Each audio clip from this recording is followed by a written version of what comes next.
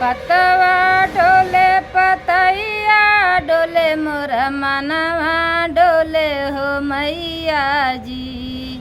टोलवा पर सवा पागल कहेला तनी ज्ञानवा दे दिए मैया जी।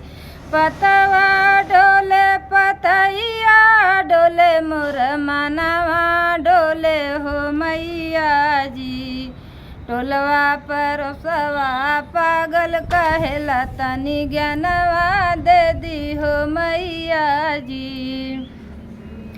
तनवा सुनी सुनी मनवा रोएला का हम करी है मैया जी। तनवा सुनी सुनी मनवा रोएला का हम करी हो मैया जी। हारी थकी तोरे मंदिर आई तनी ज्ञानवा दे दी हो मैया जी।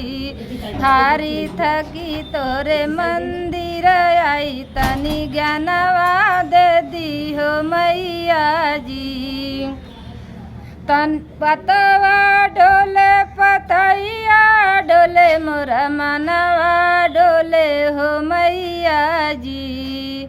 टोलवा पर सवा पागल कहेला तनी ज्ञानवा दे दी हो मैया जी। ज्ञान का बिनु हम दर दर भटकनी कहीं न मिलल हो मैया जी। ज्ञान का बिनु हम दर दर भटकनी कहूँ न मिलल हो मैया जी। तोहरे बिना सुन मोर जीवन का करी हम मैया जी। तोहरे बिना सुन मोर जीवन तनी दया बरसा दियो मैया जी। टोलवा पर सवा पागल कहेला तनी ज्ञानवा दे दियो मैया जी।